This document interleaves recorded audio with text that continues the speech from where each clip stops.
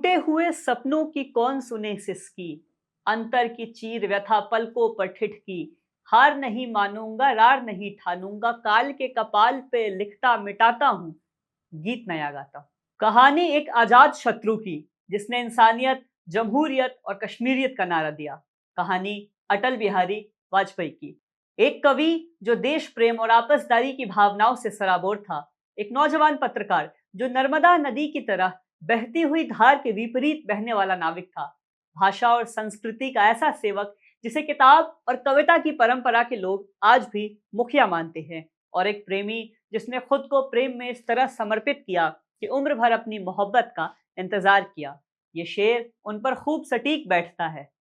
तमाम जिस्म को आंख बना के राह तको, तमाम खेल मोहब्बत में इंतजार का है। अटल बिहारी वाजपेयी को पक्ष और विपक्ष दोनों के ही लोग बड़ा प्रेम करते रहे हैं, जिनका सेंस ऑफ ह्यूमर ऐसा कि राजनीति विज्ञान के सिलेबस में उनके मिसाल पढ़ाए जाते हैं। वो जिसे भारतीय राजनीति का हर खेमा उतने ही अदब और गुमान से देखता है, और जिसकी सादगी ऐसी कि जिस पे कयामत की अदा भी छिपी हुई है। ये सब उपमाएं सांचे में ढाल दे तो एक ही व्यक्ति गढ़ा जाएगा, एक ही व्यक्तित्व तो तैयार होगा, जिसे हम और आप अटल बिहारी वाजपेयी के नाम से जानते हैं। नमस्कार, आप देख रहे हैं द हिंदी टॉप। मैं हूं आपके साथ प्रत्यूष रौनक।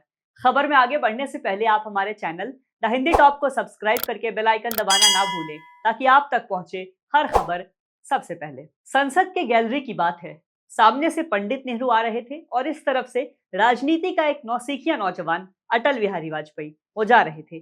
पंडित नेहरू ने उन्हें देखा, पास बुलाया और कहा, अच्छा बोलते हो, हिम्मती भी हो, ऐसे ही अच्छा करते रहे तो एक दिन देश के प्रधानमंत्री बनोगे। नेहरू दूरदर्शी थे। साल आया 1996 जब अटल बिहारी वाजपेयी ने पहली बार प्रधानमंत्री पद की शपथ ली, लेकिन उनकी सरकार मात्र 13 दिनों में गिर गई। इस्तीफा देने से पहले अटल बिहारी वाजपेयी ने लोकसभा में शानदार भाषण दिया।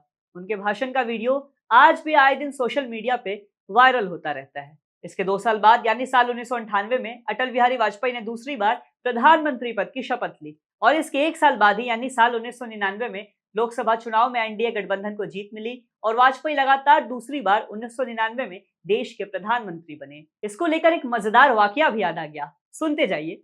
संसद में लालू यादव भाषण दे रहे थे। लालू यादव मजाक मजाक में बड़ी बातें बोल दिए जाने के लिए मशहूर माने जाते हैं। उन्होंने अटल बिहारी वाजपेयी से कहा कि आपको नेहरू ने कहा था कि प्रधानमंत्री बनोगे, अब तो दुद्दू बार बन गए, अब तो जान छोड़िए महाराज। अटल बिहारी वाजपेयी का जीवन और काम भारतीय राजनीति में काफी अहम था। वो भारतीय जनता पार्टी के संस्थापकों में से एक थे और देश के प्रधानमंत्री के रूप में अपनी ऐतिहासिक भूमिका निभाने वाले व्यक्ति थे। उनका जीवन राजनीति में योगदान और दिलचस्प घटनाओं से भरा हुआ था, जो आज भी भारतीय राजनीति में प्रेरणा स्रोत बने हुए हैं। अटल बिहारी वाजपेयी का जन्म 25 दिसंबर 1924 को मध्य प्रदेश के ग्वालियर शहर में हुआ था। उनके पिता का नाम कृष्ण बिहारी वाजपेयी था, जो एक टीचर थे और हिंदी के साहित्यकार भी थे। उनके परिवार का वातावरण साहित्य और राष्ट्रीयता की भावना से जुड़ा हुआ था, जो अपने आप में उनके खून और उनकी रूह में उतर आया। वाजपेयी जी ने अपनी शुरुआती शिक्षा ग्वालियर से प्राप्त की। इसके बाद उन्होंने दिल्ली विश्वविद्यालय के हिंदू कॉलेज से पॉलिटिकल साइंस में ग्रेजुएशन की डिग्री प्राप्त की। उसके बाद आगरा विश्वविद्यालय में काव्य शास्त्र से एमए भी किया। वाजपेयी जी का जीवन शुरू से ही राजनीति और समाज की सेवा की ओर झुका हुआ था। उन्होंने छात्र जीवन में ही भारतीय जनसंघ को अपना लिया था, जो बाद में भारतीय जनता पार्टी बनी। उससे जुड़कर उन्होंने राजनीतिक करियर की शुरुआत की। जनसंघ के संस्थापक श्यामा प्रसाद मुखर्जी के प्रति उनकी गहरी श्रद्धा थी और उनके विचारों से प्रभावित होकर ही भारतीय राजनीति में अटल बिहारी वाजपेयी ने कदम रखा। वाजपेयी जनसंघ में कई अहम पदों पर भी रहे और पार्टी के विचारों को फैलाने में अहम भूमिका निभाई। श्यामा प्रसाद मुखर्जी अटल बिहारी वाजपेयी के लिए बड़ा विश्वास का भाव रखते थे। साल 1950 की बात है। भारतीय जनसंघ की स्थापना के बाद वाजपेयी ने राजनीति में अपनी पहचान बनानी शुरू कर दी थी। वे 1957 में पहली बार लोकसभा के सदस्य चुने गए। इसके बाद उन्होंने कभी पीछे मुड़कर नहीं देखा। अपने भाषण से लोगों का मन मोह लेने और स्पष्ट विचारधारा के लिए अटल बिहारी वाजपेयी खूब प्रसिद्ध होने लगे। यहाँ तक कि कांग्रेस की सरकार रहते हुए भारत का प्रतिनिधित्व करने के लिए कांग्रेस के बजाय विपक्षी दल से अटल बिहारी वाजपेयी को विदेश भेजा जाता था, ताकि वो वहां जाएं और देश की ओर से अपनी बात रख के आए। अब जरा उस भाषण की बात भी कर लेते हैं, जो अटल बिहारी वाजपेयी के करियर में सबसे शानदार भाषण माना जाता है। साल 1996 की बात है। अटल बिहारी वाजपेयी पहली बार प्रधानमंत्री पद की शपथ ली। लेकिन सरकार को बहुमत नहीं मिल पाया, जिसके कारण 13 दिनों में ही उन्हें इस्तीफा देना पड़ा। इस्तीफे से पहले उन्होंने भाषण में कहा कि आज देश संकटों से घिरा है। ये संकट हमने पैदा नहीं किए हैं। संकट के निराकरण के लिए हमने हमेशा सरकार की मदद की है। सत्ता का खेल तो चलेगा, पार्टियां बनेंगी बिगड़ेंगी, मगर देश रहना चाहिए, लोकतंत्र अमर रहना चाहिए। इसके बाद साल 1998 में वाजपेयी ने भारतीय जनता पार्टी के नेतृत्व में एक मजबूत गठबंधन की सरकार बनाई। इस बार उनकी सरकार ने पूर्ण कार्यकाल पूरा किया और वाजपेयी ने 1998 से 2004 तक प्रधानमंत्री पद की सेवा की। अटल बिहारी वाजपेयी की जयंती को 2014 से ही सुशासन दिवस यानी कि गुड गवर्नेंस डे के नाम से भी मनाया जाता है। उनके प्रधानमंत्री बनने के बाद भारत ने कई ऐतिहासिक फैसले लिए। उसमें सबसे अहम था पोखरण। इंदिरा गांधी ने जिस प्रोजेक्ट की शुरुआत 1974 में की थी, उसे 1998 में अटल बिहारी वाजपेयी ने पूरा कराया। इस परीक्षण ने भारत को न केवल परमाणु शक्ति के रूप में एक अहम पहचान दिलाई, बल्कि अंतर्राष्ट्रीय स्तर पर भारत की शक्ति को एक अहम रूप में भी स्वीकार किया गया। वाजपेयी के प्रधानमंत्री बनने के बाद उन्होंने राष्ट्रीय हितों को सर्वोपरि रखा। उनका नेतृत्व भारत में सड़कें, रेलवेज, इंफ्रास्ट्रक्चर के क्षेत्र में कई अहम सुधार लेकर आया। प्रधानमंत्री ग्राम सड़क योजना जैसी योजनाएं उनके कार्यकाल में ही शुरू हुई। इस योजना ने ग्रामीण भारत को बहुत मजबूत किया।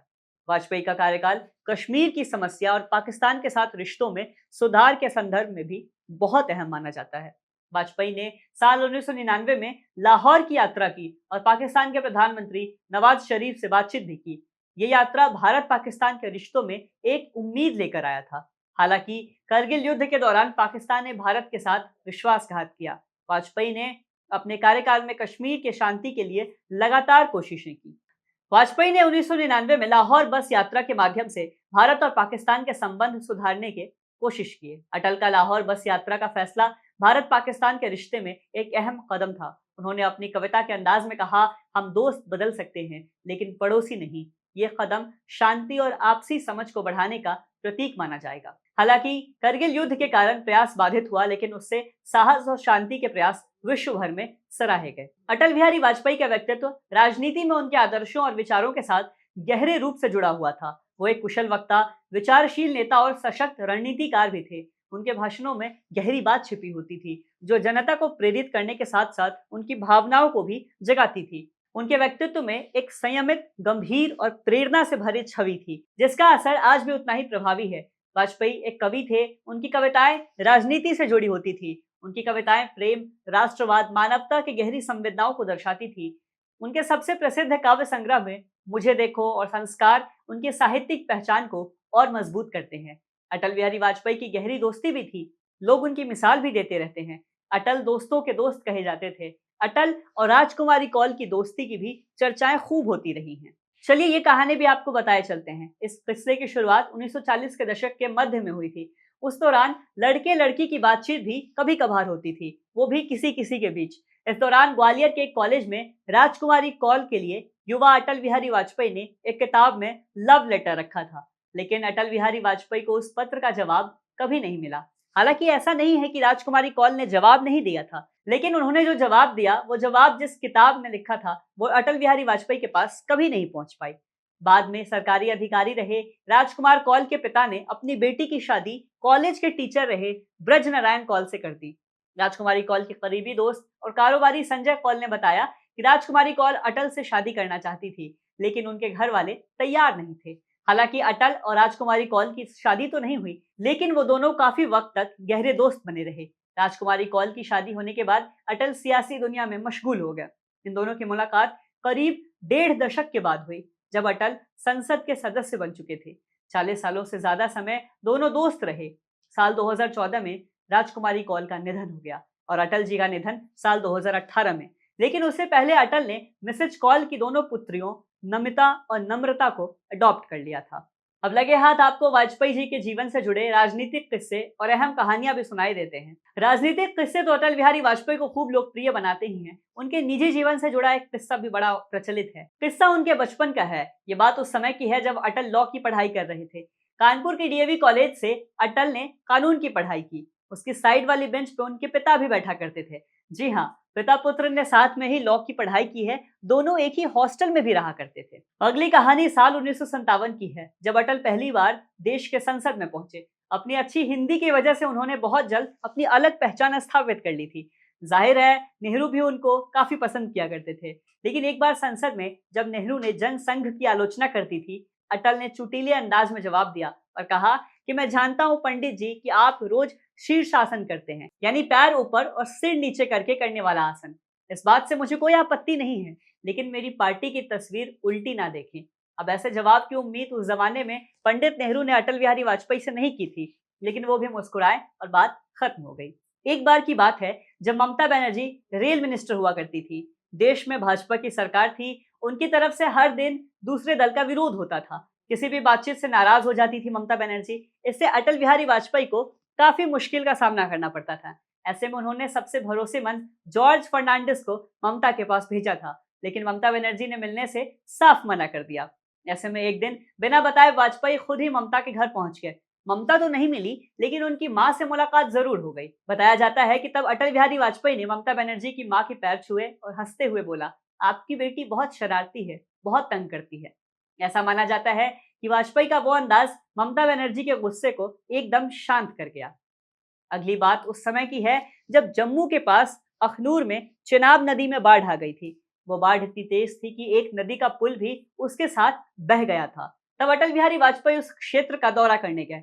उस समय मोटर बोट के जरिए लोगों को एक छोर से दूसरे छोर पे ले जाया जा रहा था। अब अटल बिहारी वाजपेयी के साथ तो भाजपा के दूसरे नेता भी मौजूद थे। ऐसे में जैसे ही एक मोटर बोट में अपने दूसरे साथियों के साथ में वो बैठे, सेना ने बोल दिया कि एक बार में 4 ही जने जा पाएंगे।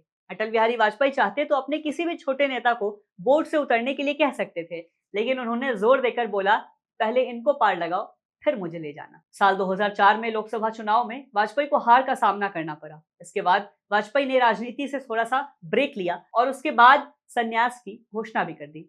अटल बिहारी वाजपेयी का जीवन एक प्रेरणा है। उनके नेतृत्व में भारत ने वैश्विक मंच पे अपनी शक्ति का एहसास कराया है और उनके विचारों ने भारतीय राजनीति को एक अहम दिशा दी है। उनके कार्यकाल में कई सुधार हुए। उनके व्यक्तित्व की गहराई, उनके भाषणों में भारतीय राजनीति का एक ऐतिहासिक व्यक्तित्व छिपा हुआ है। उनके जीवन में राजनीति, साहित्य और राष्ट्रवाद के प्रति योगदान है, उदाहरण है, मिसाल है। भारतीय समाज, लोक और राजनीति इस महनीय हस्ताक्षर के प्रति आभारी हैं। फिलहाल इस वीडियो में इतना ही। वीडियो पसंद आया हो तो जरूर शेयर करें। वीडियो पे अपनी राय कमेंट करें, सब्सक्राइब करें द हिंदी टॉप। साथ ही हमें एक्स यानी ट्विटर, फेसबुक और इंस्टाग्राम पर भी जरूर फॉलो करें।